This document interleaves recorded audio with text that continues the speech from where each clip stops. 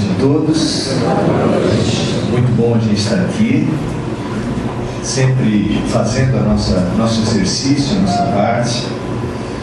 Hoje nós viemos falar muito sobre comportamento, sobre autoconhecimento, prevenção dos problemas, dos erros. Tão importante a gente se conhecer para prevenir que as coisas aconteçam. Afinal de contas, tantos de nós conhecemos, talvez tenhamos nós mesmos feito esses relatos, ou algum amigo contando que, por exemplo, no trânsito,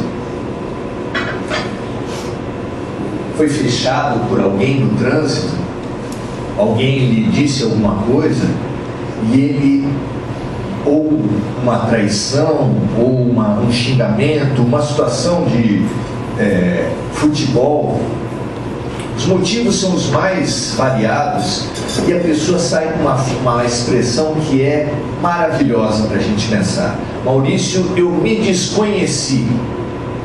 Quando eu vi, já estava em cima da outra pessoa. Se não me tirassem dali, era uma tragédia que podia acontecer. Aliás, as cadeias estão cheias de gente que se desconheceu. Quando foi ver, já estava na cadeia.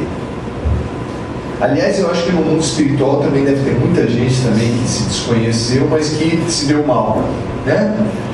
Porque os que se dão bem, digamos assim, se é que isso é se dar bem, podem parar na cadeia. Os que se dão mal podem entrar repentinamente no mundo espiritual. É muito interessante a gente perceber as consequências do autodesconhecimento. Como a gente é perigoso. Como a gente é perigoso para os outros e para a gente mesmo, né? A gente gosta de achar os outros perigosos, a gente não. Mas não é bem assim. Tem gente que é pavio curta. O Rudolf Steiner divide os temperamentos das pessoas em 4 tipos, mas há 2 tipos que se extremam e que servem para a gente pensar um pouco. Um deles ele chama de um tipo sanguíneo. São pessoas do chamado pavio curto, que pisou no pé, já sai atuando, já sai fazendo, não mede consequências. Tem gente que é pavio longo, que para tomar uma reação demora. E naturalmente esses tipos se invejam uns aos outros, porque aquela pessoa que é mais decidida é o tipo do herói dos filmes. Você já imaginou o Rambo, uma bazuca nas costas, pronto para acabar com uma aldeia de Vietcongues, e ele pensando assim: será que tem crianças lá dentro? Será que tem idosos? Será que seria justo a gente soltar uma bomba ali? Ele pensa tudo isso? Claro que não. Os heróis, eles não erram nos filmes, mas na vida real, quem toma decisões repentinamente tem uma margem de erro grande. Mas também quem pensa muito perde o tempo das coisas às vezes. Então um inveja o outro.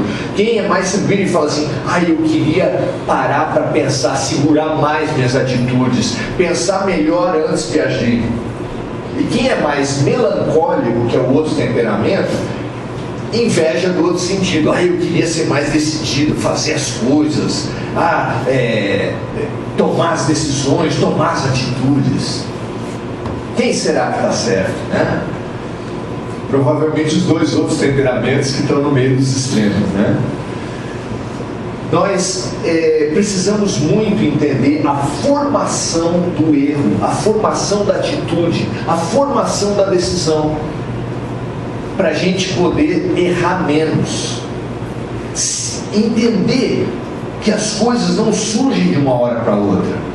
Tem mães nas reportagens sobre crimes que falam assim, sobre o filho que cometeu um crime bárbaro, vai entrevistar a mãe fala: mas é um menino bom, nunca fez nada de errado, isso que aconteceu foi uma surpresa para mim. Tem gente que se surpreende com os filhos. Tem gente que se surpreende com o marido. Nossa, o nosso casamento estava ótimo. Pois é. Será que de repente as coisas acontecem? É a gente que não percebe os sinais.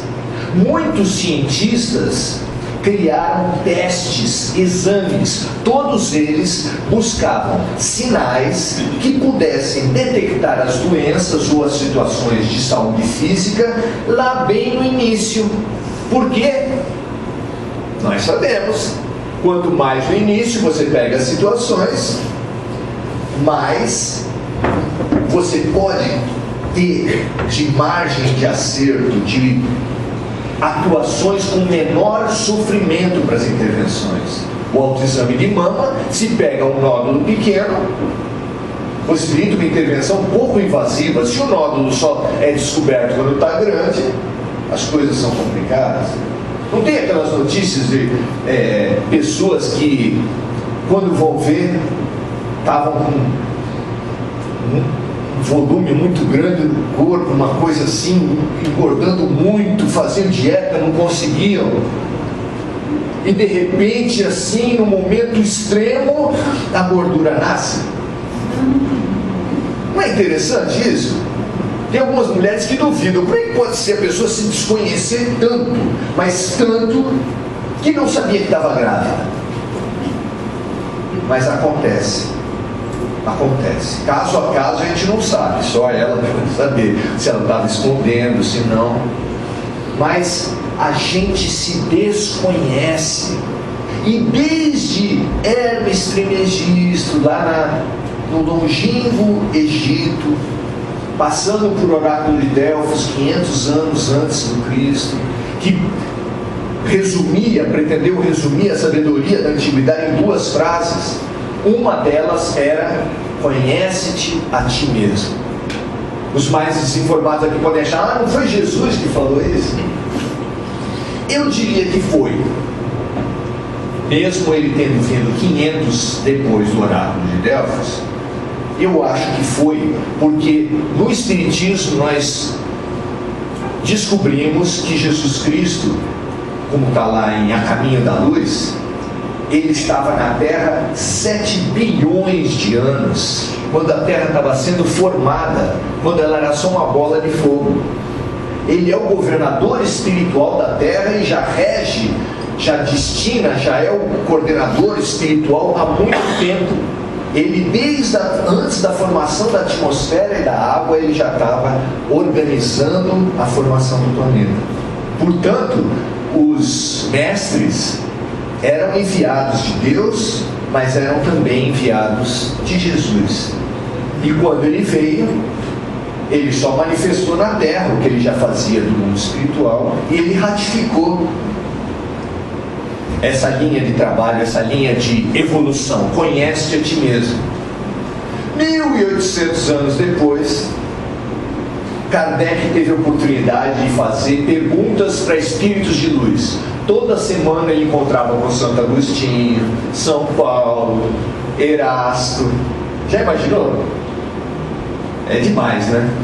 A gente talvez nem soubesse o que perguntar, porque perguntar é uma arte difícil.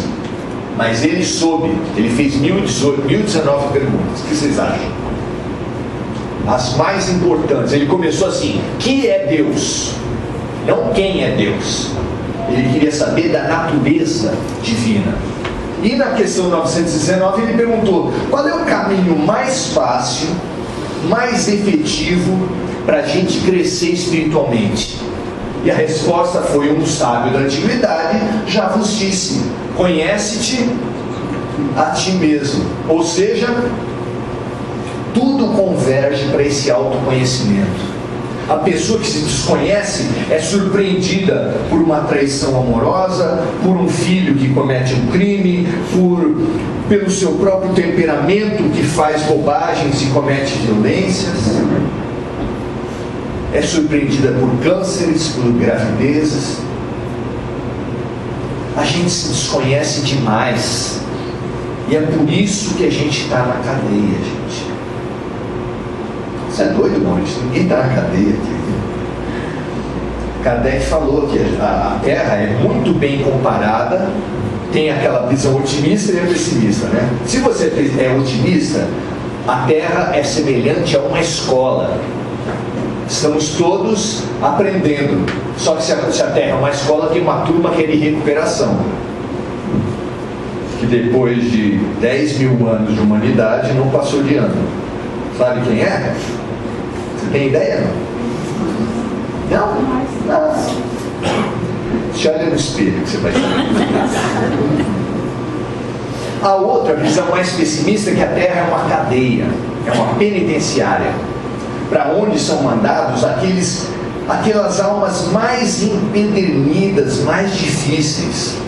É muito interessante que você ouve de diversos palestrantes espíritas, diversos expositores, que ele já teve acesso a vidas anteriores, a situações anteriores, e ele fala assim: eu vim de lá. Ah, do umbral? Não. Mais. Das furnas? Não. Mais. Porque poucas pessoas, poucas individualidades conhecem tanto a espiritualidade, os mecanismos da mediunidade, da influenciação espiritual, quanto os obsessores. Aqueles que a gente acha que são do mal. Sabe como é que é? Ah, sim, a minha sogra. O Temer. A gente acha um monte de problemas na vida da gente, né? Será que são mesmo? Essa é muito interessante você pensar então em quem sou eu?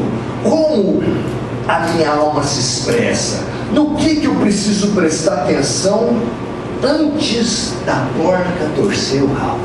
Antes da coisa complicar, antes do câncer explodir? Para o que eu tenho que prestar atenção para não me surpreender já quando as coisas estiverem complicadas? Porque no mundo espiritual é muito comum que no relato das almas, assim como nas experiências de quase morte já foi detectado, quem já estudou isso sabe, que nos primeiros momentos da entrada do mundo espiritual passa um filme, aquele do Faustão, sabe? Ah, passou um filme na tua cabeça. Ele gosta de falar. Passa um filme e você adquire uma memória em pouco tempo. O tempo no mundo espiritual é muito relativo, mas você passa um filme da tua vida. E ali você vai perceber quanta chance você perdeu. Então a gente pode pensar agora. Uma das maneiras de você pensar isso é que a alma possui 4 formas de expressão.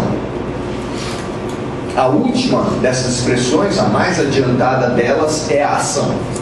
A gente se expressa através do que a gente faz. Mas antes disso, antes do que a gente faz, de certo ou de errado, que é exatamente o que a gente está querendo prevenir, antes, tem gente que fala que cão que late não morde. Eu não tenho essa certeza, eu acho que morde sim. Então, a gente, antes de errar, a gente fala bobagem. Você já reparou como a gente fala bobagem? A gente fala bobagem. Uma das expressões é a ação. Antes disso, quase sempre a gente fala bobagem, a gente fala errado.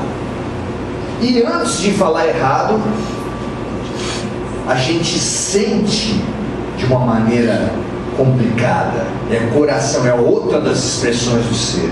E antes ainda, nem sempre nessa ordem, a gente pensa errado. Então, pensamentos, sentimentos, palavras e ações são as 4 expressões do ser. E se você quer prevenir uma ação errada, mesmo aqueles de pavio curto, eles têm um processo de formação da sua ação. E nós precisamos entender isso. Qual é o processo de formação de uma ideia errada e também de uma ideia certa? Tem uma frase cuja autoria é muito controversa, mas que ela é muito interessante, que ela fala que a primeira vítima de uma guerra é sempre a verdade. Eu trabalho no judiciário, trabalho com disputa de guarda. Aquelas 2 pessoas que até 6 meses atrás faziam de tudo para convergir, para se unir, para tentar remediar um casamento, a partir dali, já instruída ou não por alguém, faz de tudo para achar defeitos em qualquer situação. E aí pega essas situações para acusar o outro, sem lembrar que o outro é a mãe dos teus filhos, que o outro é o pai dos teus filhos, e que você, achando que está atingindo o outro, você está atingindo quem? Os teus filhos, e por extensão até você mesmo. Que bobagem, mas as pessoas fazem isso. Então, eu já peguei muitos processos que sugerem, ele punha os filhos no colo com muita constância. Qual o problema? Começa a sugerir, sabe, umas ideias assim, como se pai fazer carinho em filho fosse necessariamente pedofilia. Vê se pode um negócio desse. E aí você joga uma sombra que pode ensombrecer a vida daquela criança por muito tempo. E que, se não for verdade, é uma sombra que prejudica muito. Então nós precisamos entender a formação do erro na nossa cabeça. E o erro, em primeiro lugar, o grande momento do erro de consciência na história da humanidade chama-se os 10 mandamentos, através de Moisés. Até ali, a relação com o mundo espiritual era baseada no temor e no toma lá da cá. Sabe como é que é? Sabe, porque ainda existe hoje. Você quer casar, você põe Santo Antônio de cabeça para baixo no copo de pinga. Enquanto não aparecer, ele não sai dali. Né? E assim você vai fazendo trocas, ofertas, oferendas. Você sobe o Monte Serra de joelho, você passa por brasas e sem cobertura no pé, e tudo isso seriam maneiras de expressar a tua fé e de conquistar alguma coisa de Deus. Tem gente que ainda pensa assim hoje? Muita gente. O que tem de simpatia, uma mulher quando fica grávida, se atendesse todas as simpatias que ela ouve, a mais conhecida é o fio vermelho na testa para tirar soluço. Qual a relação que tem entre fio vermelho na testa e o soluço? Eu ainda não soube que a ciência descobriu, mas tem coisa como não pode chupar limão, senão a criança nasce com cara azeda. Tem um monte de coisa.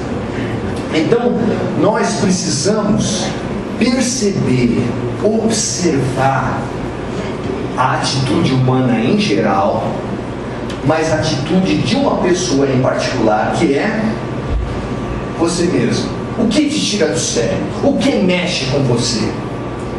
Eu tenho repetido muito porque gostei muito de uma palestra em que Alberto Almeida, um psiquiatra, trabalha com regressão, trabalha com diversos grupos terapêuticos de casais, etc. Ele falou que quando atende uma pessoa que se mostra muito revoltada com alguma situação, você tem se revoltado muito com alguma situação? Tem algum motivo para estar revoltado?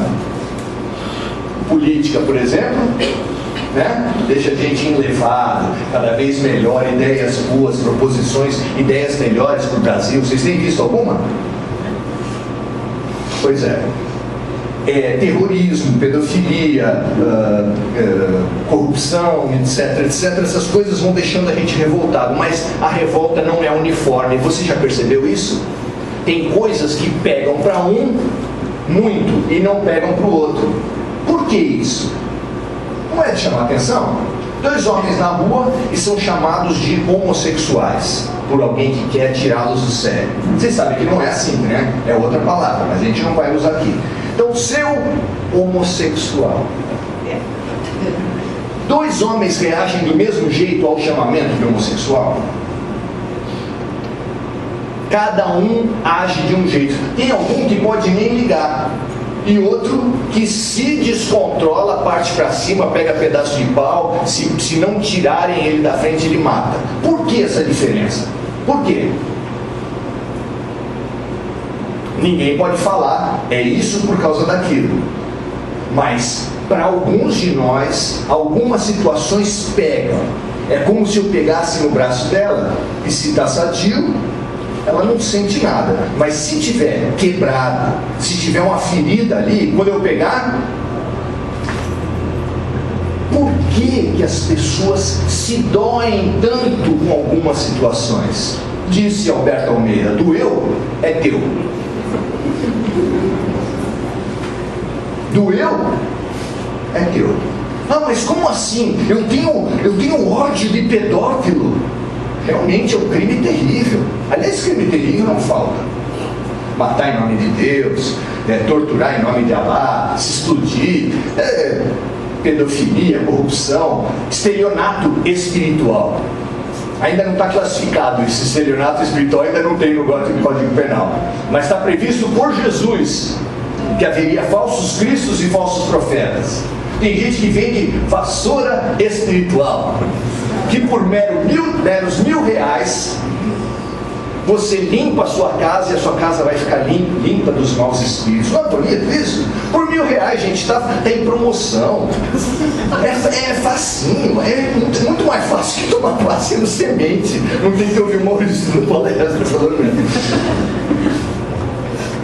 Um monte de criminosos, mas alguns mexem com você.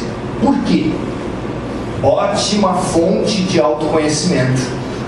Disse Alberto Almeida: do eu é teu. Pode decorar que vale. Cada vez que você se vir com muita raiva numa situação, calma. Porque diz a sabedoria popular que quando você aponta com um dedo, tem 3 olhando para você aqui, ó.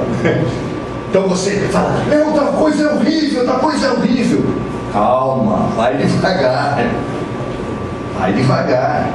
Pensa bem, por que está se doendo tanto? Por que esse escândalo todo por causa disso? É ruim, é horrível, mas por que esse destempero? Investigue. Ele disse: doeu é teu. Pega essa chave e se investiga. Porque Jesus deu a chave mestra. Ele disse assim: vigiai e orai, para não cair em tentação, porque o espírito está pronto, mas a carne é fraca. Então, dito de outra forma, a gente pode falar assim: nós somos bons de falar, mas na hora de agir, a gente está ruim. Tem gente que fala que ama e bate porque ama. Não, eu bato em você por amor, meu bem. As mulheres não aceitam essa tese, aceitam? Só quando é para dar umas palmadinhas no filho, né? Isso chama-se ética de conveniência. Quando é contra a gente não gosta. Quando é com os outros, a gente, né? Nessas discussões políticas que tem na internet, a gente vê os mesmos argumentos sendo usados dos dois lados. É muito interessante isso. Nós precisamos, mais do que nunca, nos autoexaminar todos os dias. E com a intenção de nos examinando todos os dias, podemos examinar a cada ato, a cada situação. Porque a gente costuma dizer que se examina dia 31 de dezembro. Dia 31 de dezembro, você lembra do que fez dia 4 de março pela manhã? Você lembra do que fez dia 4 de março pela manhã em 2017? Ninguém lembra, só se aconteceu alguma. Não dá para a gente se avaliar uma vez por ano. Santo Agostinho, nessa questão 919, que o mundo espiritual falou para Kardec que o caminho da evolução é conhece-te a ti mesmo, Kardec perguntou: mas dá para dar uma receita mais chão, mais passo a passo? E ele falou para a gente se examinar todos os dias. Se você acostumar a cada noite antes de dormir, como Santo Agostinho falou, faça como eu fiz quando estive entre vós. Você investiga o que aconteceu de manhã, que fatos aconteceram, que pessoas aconteceram, que reação eu tive perante a eles, e você vai descobrir e vai se perguntar: será que eu prejudiquei alguém no dia de hoje? Será que eu fiz mal a alguém? Será que eu fiz tudo o bem que podia? E assim você vai aprendendo e tirando propostas para o dia seguinte, de pedir perdão, de reconciliar, de reparar os erros que você cometeu. Todo dia. Porque se você fizer autoexame das mamas, sei lá, uma vez por ano, tá certo? Tem que ser quando? Tem que ser todo dia. Nós precisamos nos autoexaminar para perceber a formação. E é por isso que Jesus, lá em Mateus 5, ele pegou e radicalizou os 10 mandamentos. Ele falou assim: vocês já sabem o que lhes foi dito por Moisés, que quando não matarás, mas eu digo que quando você xingar alguém, de raca era o termo em judaico, quando você falar que alguém é mau, que alguém é perverso, quando você xingar alguém de louco, você já é réu de juízo. Vocês sabem o que foi dito: não cobiçarás a mulher do próximo. Mas quem olhar para a mulher do próximo com pensamentos,